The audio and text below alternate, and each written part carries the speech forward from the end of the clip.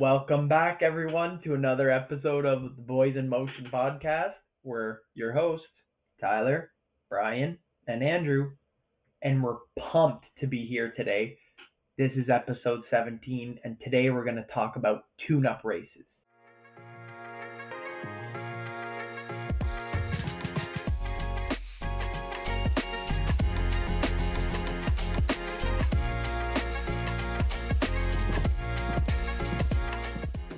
We're so excited about this week's episode. Not only are we diving into the benefits of tune-up races, but we're also fresh off hosting the Boys in Motion 5K this past weekend, which was an absolute blast. We'll share a few stories from that, and then we'll get into the nitty-gritty of why tune-up races are a game changer for your training. Yeah, we had such an awesome group out there for the BIM 5K, from seasoned runners to people who were just looking to have fun and get active. A few people running their first 5K, a lot of people PRing on their 5K. It was just the kind of vibe I love. It was competitive, but still casual, supportive, with lots of cheer. Yeah, Perfect weather, too. You couldn't have asked for better weather. Yeah, and I think we should start this one off with just thanking everyone that came out this past weekend to run the BIM 5K. We love seeing everyone from the community out there, and also thanks for the people that helped us run the event. It definitely wouldn't have gone nearly as smoothly without you, especially considering the three main organizers were also trying to run the event and PR the event. So yeah, big thank you to everyone. Yeah, that was a big bozo move on our part. We're all just like, yep, we're running it, and we're running it. Yeah, no, it was a really fun time. Of course, shout out to the volunteers and also the bimbos who were able to join us. The turnout was really great though. I was so impressed with the faces that arrived, new and old. It was cool to see some people who really we'd never met before out there running, some families out there, and then of course like our core group of let's call them the BIM athletes who were all chasing some good times as well. It was awesome. The atmosphere was fun from start to finish. Even getting up early that morning with all our stuff, hitting the course, putting chalk down for the kilometer markers all together, that was fun in itself. So yeah, I met some pretty great people and had a blast. What were some of your highlights from the event? I definitely, some of my highlights being at, so just a quick recap for those that weren't there, didn't partake on the fun. We hosted the 5K and we had it as a staggered start. So based on your goal time, that's when you started. So let's say the slowest person was 30 minutes, they started, and then everyone would start after them. So for me, starting as the last person, the funnest thing for me was, with it being an out and back course, just being able to see everyone coming back on that last 2.5K, being able to encourage them, see people working hard, encouraging each other as like people that were in different packs, and you could kind of see changes in that. That was definitely my favorite part, is being able to see every single person as they came around, and just working to try to not get caught and also meet their goal. Exactly. You took my favorite part from me. I was gonna say I love the stagger start. It's such a great idea.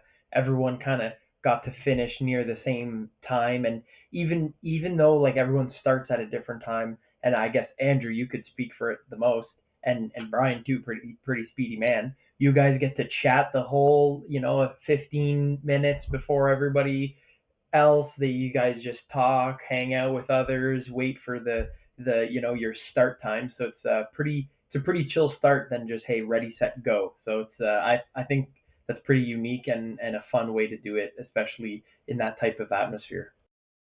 Oh yeah, I heard that Andrew was a little late leaving the start line because he was a little busy chatting. He got caught up in the moment. I mean, here's the thing. Normally we have these events. Before this, it's been, three to maybe eight people. Normally I'm just sitting at that start line alone, so it's easy. I know I have one task is to start on this time, but there's so many people to chat to. You get caught up in it, and I look at the clock and I'm 3 seconds behind my start time, but we got going. And once we got going, we really got going. So it was good. Yeah, it was a lot of fun. One of my highlights was just catching up with the people in attendance. It was really, really cool to meet some new people who were really involved in the running community, and then also catching up with some old friends from school, whether it was high school, university. It was just good to see some familiar faces that I hadn't seen in a while as well. Yeah, I was pretty fired up to see a lot of new people that I was like, oh, I didn't know all these people would have showed up. I thought it was going to be a couple ghost modes on some of the signups, but no, we got some good attendance, and like you said, catching up with those people that you haven't seen in a lot of years is fun too. You kind of catch up quickly and get back to it, so it was nice. Yeah, yeah, it was super. So, okay, let's talk a little bit about our own races because we did, in fact, all race it. Tyler a little bit less intense, I would say, than the others, but still put out a phenomenal time. Andrew, you ended up being the fastest of the day. How was your race? My race was good. So started out the race real speedy. So as some of the listeners probably know, I am a miles man.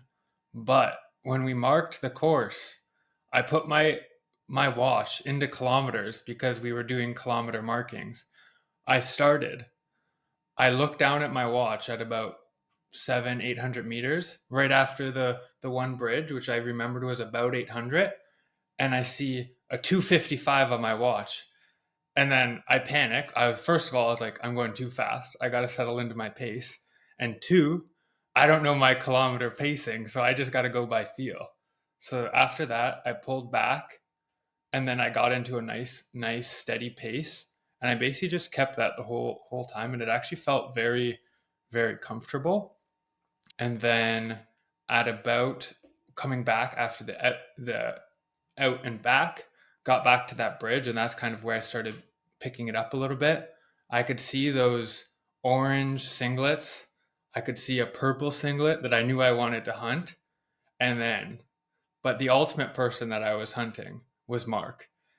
And in that straightaway before that bridge, I could see Mark, and my eyes were on the prize because, for context, in these events, I've never caught Mark in the past. So this time I was catching Mark.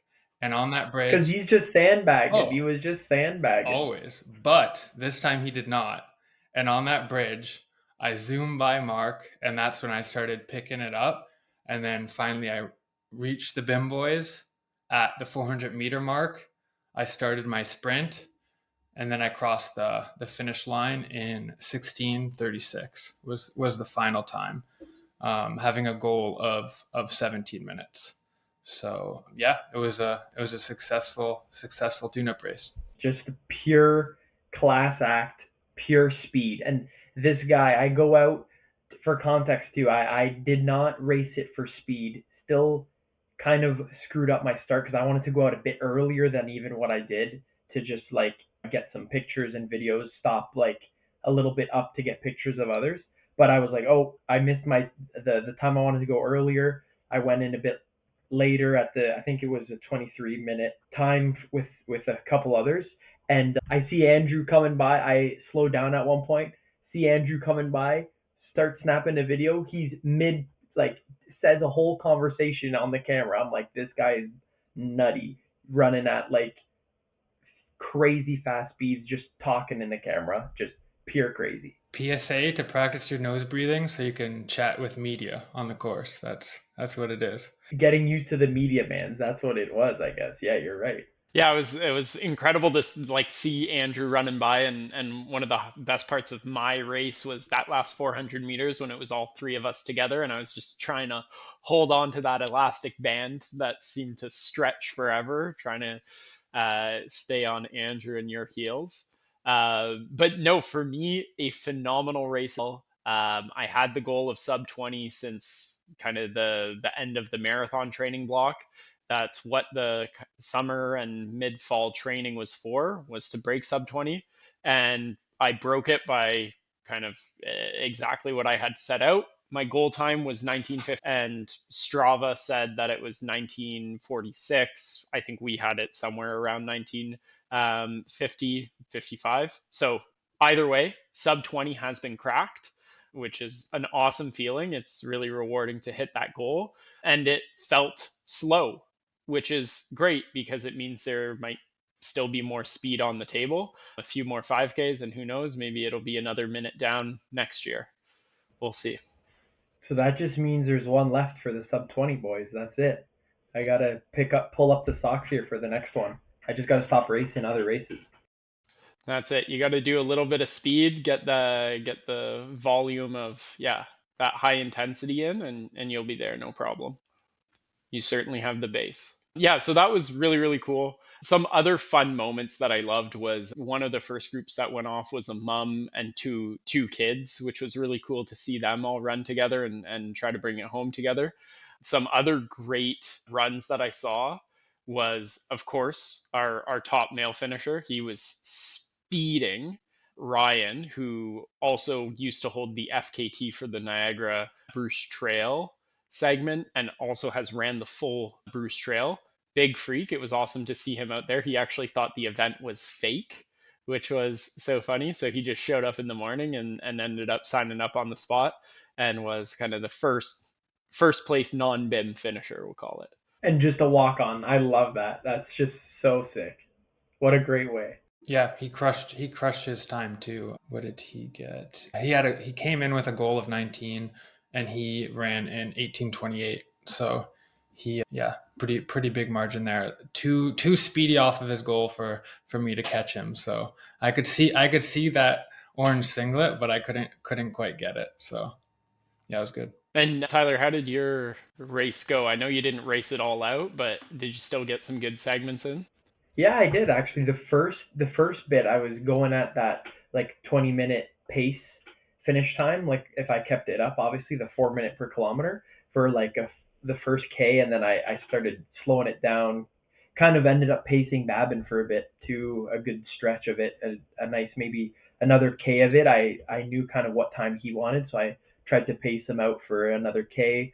Kind of did a little bit of intervals, and then I sped up again, and then I slowed down, and then I came out for I stayed at that bridge. I waited for you to do that last K so I could pace you on your speedy finish there. So I was like, oh God, is he feeling good or not here? I couldn't read you. You were just stone wall. I was like, is he ready to keep it going here, or is he completely off his goal? Because I had no idea. I had my own little speed ups and slow downs, so I had no idea what time you're at, and I was just cooking it at that 3:55 pace just to make sure you're a bit faster than that 4 minute. And oh God, I was so scared that the elastic was going to break there. Obviously, my legs were a bit fresher than yours with the lower pace, so I was able to push a little bit more. But I'm glad you kept that up. That was a nice finish. I was spooked, and I see Andy just come right through like Lightning McQueen, and I'm like, oh no, we're not catching this guy. No, there was no holding on to Andrew's coattails there. But no, by the time I saw you, quite frankly, I knew I had it as long as I just kind of kept going at 4 minute pace, was kind of my goal, and then really tried to pick it up at the end. And the best motivator outside of Andrew was I had like every few hundred meters something was happening in that last kilometer. So 800 meters, I meet you. At like 600 meters, a friend from college, I passed him and he's like, let's go get it, Brian. 400 meters, Andrew's running with us for another 100 meters there. And then we're on the straightaway. Who do I see other than my dad? Pete is on the course in his big green suit. The highlighter suit. I can't get over the highlighter. So highlighter Pete is up ahead, and all I wanted to do for the life of me was chase him down by that finish line. So that was a great motivator. In the end I couldn't do it, but he and I were neck and neck coming into that finish line. Was it a photo finish? I was focused on videotaping you, and I know I didn't pass him, but I know, was it close or what? It was close, but Pete definitely got me. But I looked through like the sandbagger list, like the results that came out after, and Right. me and Pete were two of the most accurate people. We were both just under by like less than 0.5% of our goal That's time. crazy. Yes, that's nuts. I like that. But don't worry, we'll post that finish line video, no context, not tell people it was a staggered start, and Pete beat you. Pete beat you across that finish line is what we're gonna Oh tell yeah, people. no doubt, no doubt. Video evidence right there. Yeah. So we talked about the top male finisher, but we did have a little bit of a confusion about the top female finisher when we were handing out prizes. And I think we should mention that to everybody as well, because we gave a shirt to the wrong runner at the end. Not too big of a deal, and we'll pay our reparations to their true winner. Do you have those stats, Andrew, for the top female? Yeah, I do. Yeah. So our true top female finisher was Mandy, who finished in a time of 28 minutes. So we've already reached out to Mandy, and once we do another run of t-shirts, we will be getting that to you. Figure out how we'll be getting that to you. But yeah, huge run, and you just came day of, weren't planning on running. We're chatting with you at the registration table, and you just spur of the moment decided to run with us. So yeah, congrats and huge run. Well, it was free 99. She had no choice. Exactly. No, that's incredible. Like to yeah, wake up, run a 5K, take home the event. That's freaky. Not a lot of people can do that. So from the community side, like I think people were exceptionally happy with the way the event was run. I got a ton of compliments, tons of great feedback on from people new and old on just how nice it was. We were able to share some of those t-shirts. People were picking them up for 20 bucks a piece, which was really really cool. And yeah, just all around, I think it was a positive event, and I think we'll have a few more of those in our future. Yeah, definitely. I think come springtime, as people are getting out of that hibernation, I think people will be itching to do another event, get moving again. So I think come spring, another Niagara edition of the BIM 5K will definitely be happening. So definitely, and check out boysinmotion.com because the registration will be up when we're ready for it. Where do I sign up? I'm fired up. So from the weekend, it wasn't necessarily all positive. It was our first official event, and through it, we did learn some things. And I think one big thing was our timing system. We did very low tech to try to figure out the time, but with the staggered start to try to figure out what time, it's a little harder than just the time as you cross because you need to do a little bit of that math. And in our head, the system that we created with handing in papers is very nice when you're thinking of people that aren't tired that just ran a 5K. But at the end, there's a little bit of chaos. People are tired, going in the wrong directions. We gave them instructions, didn't necessarily follow. So one learning that I'm taking away is next time we'll just do some nice simple bibs and having a nice number that our volunteers can then just record in the order you cross makes it a lot easier for everyone. And then the runners that just finished that awesome 5K can do whatever they want, and we still recorded their time.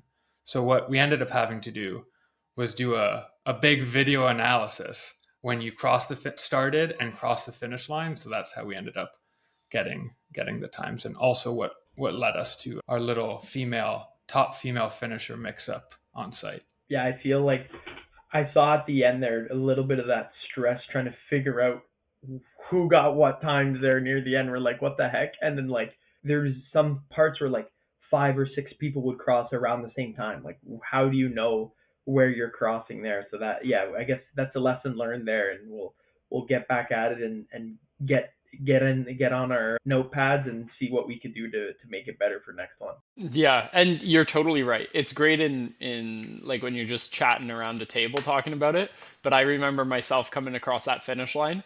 Like when you're in the cave seeing cross-eyed, like it's the last thing that's on your mind. I did end up running my ticket over just because I knew how important it was, but if I was just at somebody else's event and they told me to do that, there's no way I would have thought of that at the end of a run like that. I didn't even go to back to the table. So Yeah, there you go. Proof is in the pudding. I remember before we did this system, we were originally going to tell people to look at the clock and see the time because it counted down and then went into the red if you were past your goal. And I can honestly say I did not even look at the clock, and that was like our original system. So yeah. Yeah, definitely a good learning there. Also learned, like we ended up doing Tim Hortons coffee, which was nice. It was convenient, but we did want to get Black Sheep coffee. I learned we needed to book that much further out in advance than like a few days. So that's definitely a learning for me as well. Cause yeah, if it's not a big business, they don't necessarily have all the processes in place to handle an order like that super rapidly. So if we want black sheep coffee roasters instead of Tim's next time, it's something I got to be more on the ball with.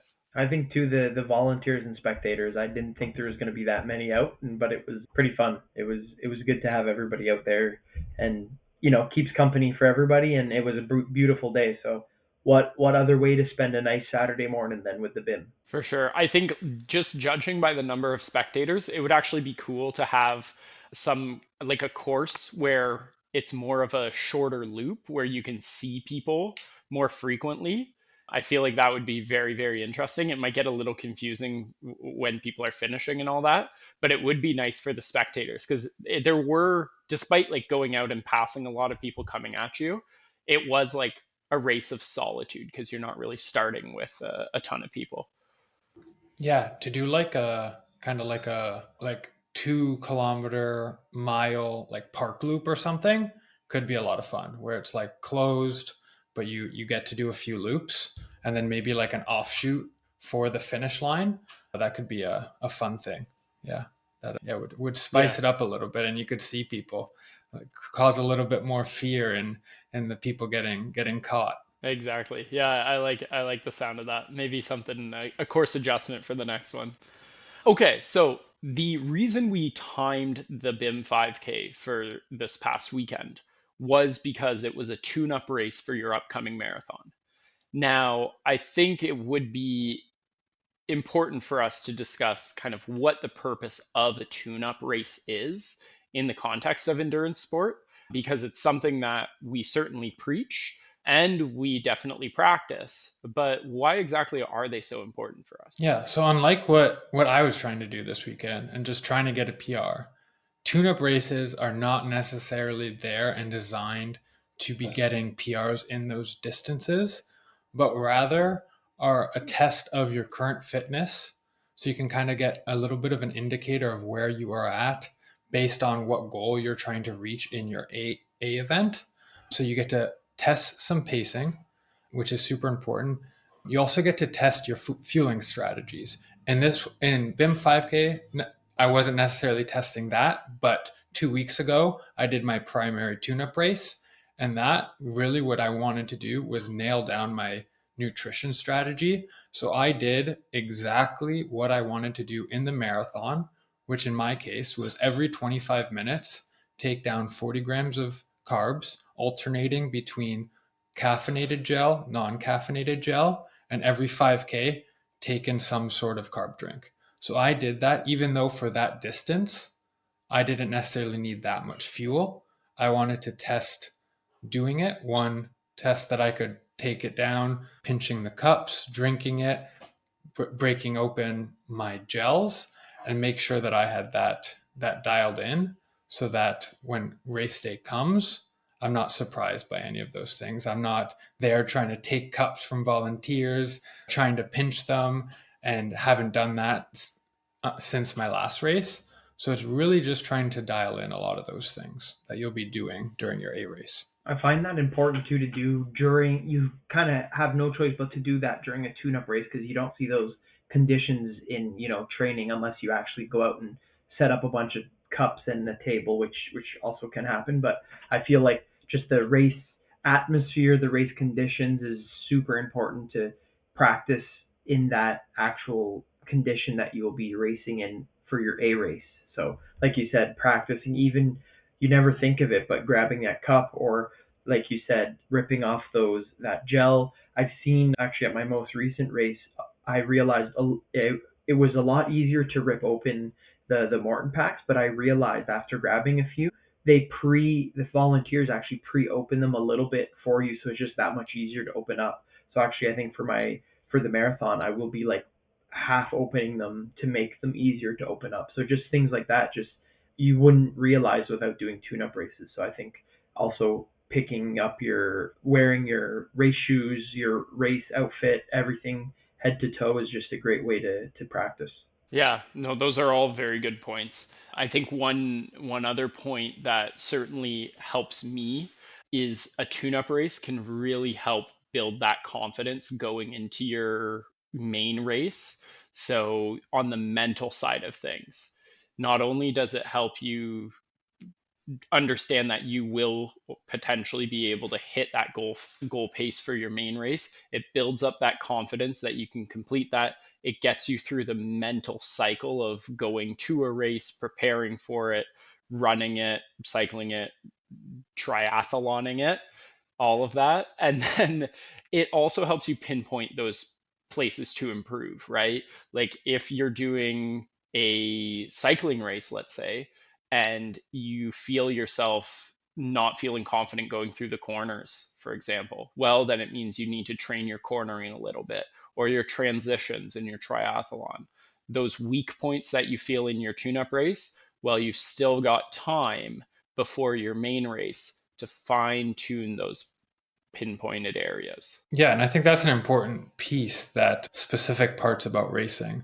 If you're doing a cycling race, for example, or like a triathlon, it's very infrequent in your training that you're getting those exact race day scenarios, like cornering or being in a peloton, and actually going out and doing a tune up race to get yourself comfortable in those scenarios.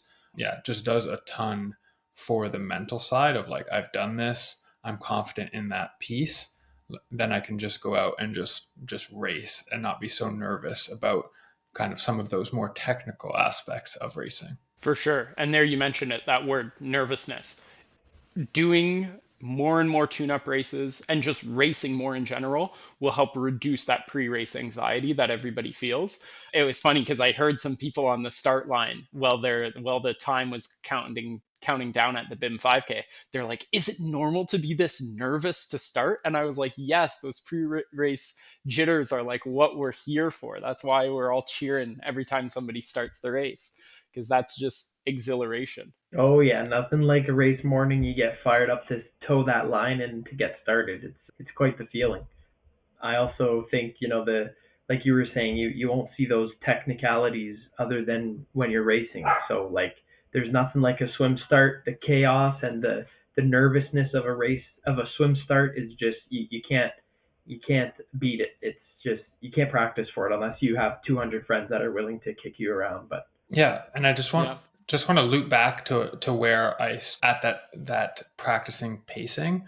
Really, the ultimate goal is to see where you are at, to see, because 4 months out from your main event, you said this is where I want to be. So these tune-up races are really going to tell you, are you close to where you thought you would be?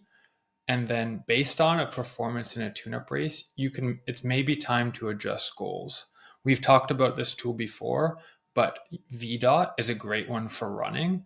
Of I'm doing this tune-up race, I have to think I'm not tapered. I'm not necessarily going all out. So you have to take that into consideration. But using a tool like VDOT will tell you, based on this performance, here's what, if you've done training properly, where you are for your A race distance. And then you can kind of have that extra bit of confidence going into it that you can accomplish that goal if you have a great day. Or if you're super far off, either adjust a few things, or maybe you should pull back and be a little bit more conservative with your pacing at the beginning of your race. Yeah. Now, a question that I often get is when people should schedule their tune-up races. And I mention races because it can be that you might have more than one tune-up race going into a big race. What do you guys think? My general guideline for timing of tune-up races is about 2 to 6 weeks. And generally, what I like doing for marathon training is I like doing 3 separate tune-up races if I'm doing a larger block, if I'm doing a 16 or 18 week block. If I have a 12-week block, which is the case right now for me, I will do two, and those will be 2 weeks out and 4 weeks out. So that's generally what I do for timing, is kind of right after you've hit your peak of training, you start coming down, you'll do one, and then as it slowly starts to ramp down, then right before your taper, you will do your last tune-up race. so really you followed this one like a T. You did the half marathon and then this 5K tune-up, just a nice little sharpen the blade, get ready to rumble 2 weeks before the big show. Yeah, exactly. It's almost like I put them in my calendar and I actually listen to my calendar for once. So, yeah, generally my recommendation is you'll have I kind of have like an A tune-up race where this is like my primary focus one, and that for me this cycle is a half marathon because it's the best indicator of the fitness for the event you're training for.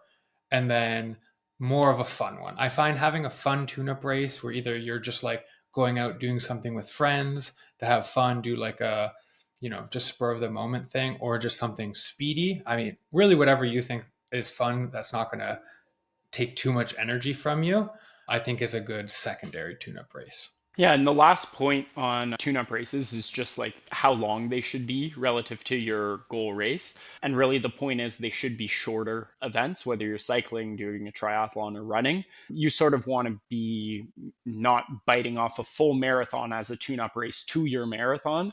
So like Andrew was saying, for a marathon training block, maybe it's a half marathon. For a 10K, maybe it's a 5K. For a 5K, maybe it's a mile, 2 mile kind of thing.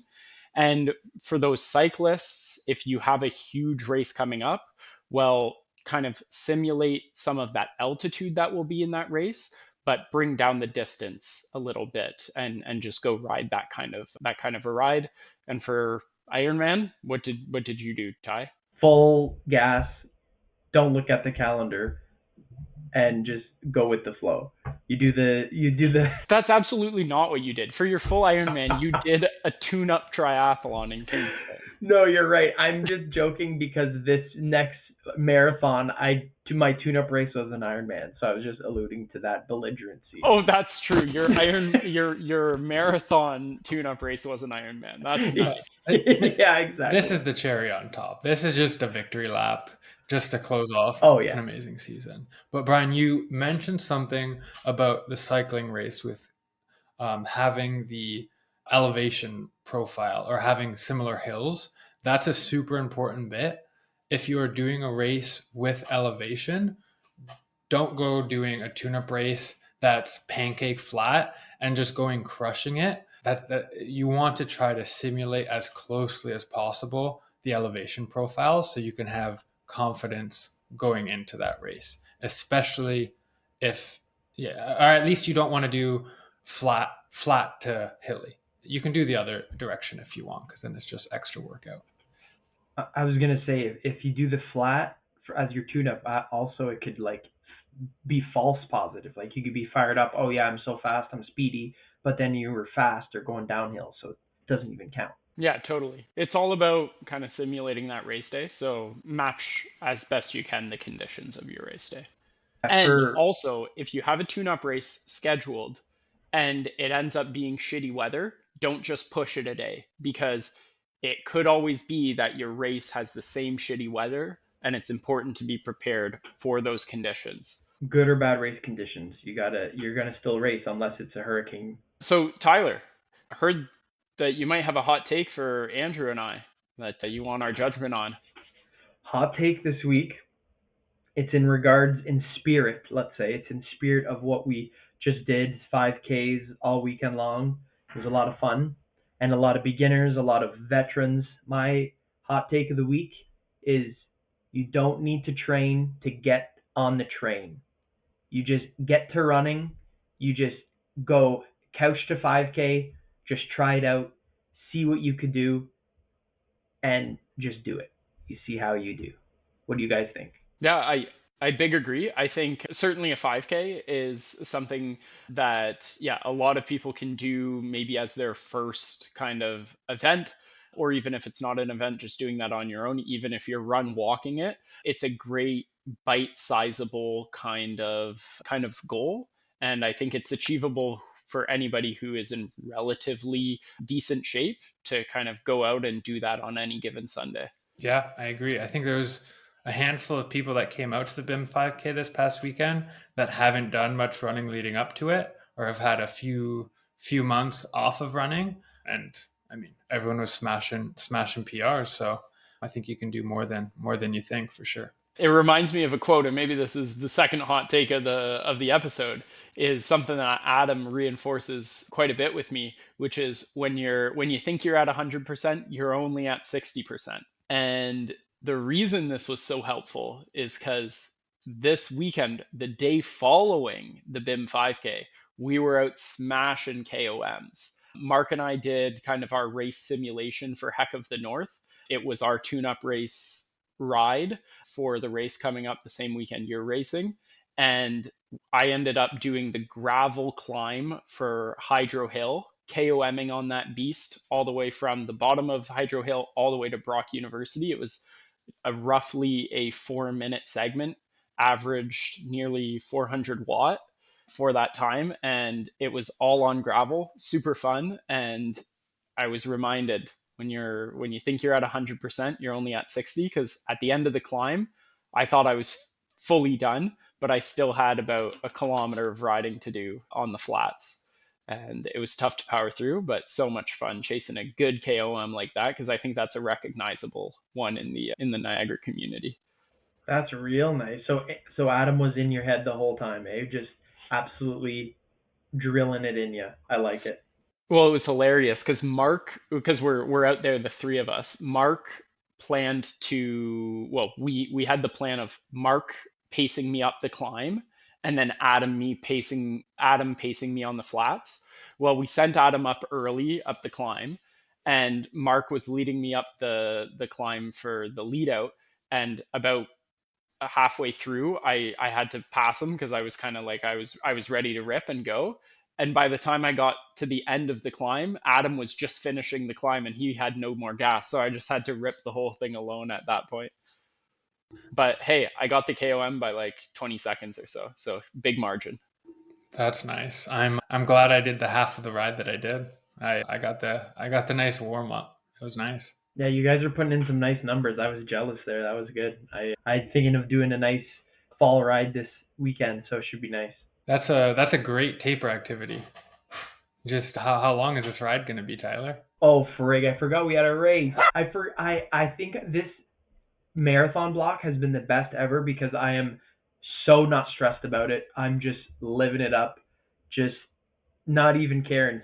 As you could see, some days I even forget I have a race in 13 days. So it's real I nice. think that's another hot take. If you don't put 8 races into the calendar, there's just no stress because you don't care how you do. You're just out having a great time. So no A And I races. bet you no A races, and I bet you it'll be my best performing one. Let me just say. I have high hopes for actually both of your Toronto Waterfront marathons. I think it's going to be two PRs. If I was a betting man, I'd be putting money on the table, let me tell you. Can't wait. I'm so excited. It's gonna be nice. Yeah, hopefully some good weather and yeah, it's going to be speedy out there. It's going to be speedy. I think it'll hit me like race week, like oh shit, I have a marathon on Sunday. Like what the heck just happened? Where did my time go? Where did my last 20 miler happen? And why am I out here? But should be good. I'm here as long as I get to the start not sick and not injured. I'm doing it. So this is something that's interesting because you mentioned not sick. And I will say, as somebody who now takes these kind of athletic undertakings seriously, I am scared of people who have a cold. Like we had somebody, Adam, I was interacting with him a lot, and I was hanging out with him on the weekend, even did the ride the following day after the BIM 5K, and I was nervous to be around him because I didn't want to get sick 2 weeks out from a race. Oh, I'm mega pissed at work. Everybody's coughing. Everybody's giving me the good old. I just say no, get away from me. I literally walk out of meetings if they're coughing. I just say no, I'm done. We need BIM taper bubble suits. 3 weeks before A races, bubble suit. Never step out of the bubble suit until you go to bed. I Might love as it. well I just want to shower in Purell, have it everywhere. might as well slap the logo on it. I'm in. Oh, we'll get the But yeah, logo on. that is one of like the top concerns when you're going into taper, and like the work's been done. The only thing you can hope for is you stay healthy, you keep those ankles in tip top shape, and you keep those lungs free and breathing easy, right? Oh, one of my mega stresses for sure. I hate it. I literally tell people like get away from me. I have a race coming up, and they're like, "What the heck is wrong with you?" But it's all worth. I want to give a last honorable mention though. This past weekend too, we did the nice run for the cure. It was a breast cancer walk slash run. Actually, pretty cool all over the nation. I think that same day, CIBC organized 10 or 5K in every region. So there was one in Ottawa, one in London, Toronto. I did the one in Niagara with friends and family. So it was real good. A lot of people out there enjoying the nice weather, do it crushing a 5K. Either you were walking or running or strutting it. You could do I think a 1K or a 5. So it was pretty fun. And we had a I won't name names, but Juicy did a nice 5K. She did her first 5K, so PR'd. It was real nice. We got through it together. She got in the pain cave and she survived it, so it was good. I was very, very happy and proud to see that awesome run. Some of the clips of you coaching her through it were quite funny. And I love the fact that she ran the whole last kilometer. That's quite freaky. Yeah, I was actually pretty impressed. She did the full first kilometer and the full last, so that's pretty nice. Right off the couch. And I love her peppy step in one of the videos where she's just bouncing on clouds. That's nice. She knows what she's doing. That's what a fresh pair of Hokas will do to you. Thanks for tuning in. We hope you found our tips for tune-up races very helpful and got some inspiration from our BIM 5K and maybe join us on our next one. Yeah, and be sure to follow us on Instagram, TikTok, YouTube, or join our Strava club so that when we are hosting our next BIM 5K, you can join and run with us, and subscribe to our podcast on Spotify and Apple Podcasts so you never miss an episode. Yeah, and a quick reminder, we're not medical professionals. All the advice and the strategies that we talked about during this episode are based on our experience and research. Do consult with the healthcare provider before making any major changes to your training plan. And you know what they say, keep crushing those workouts, stay motivated, keep moving and grooving, and we'll catch you next time on The Boys in Motion.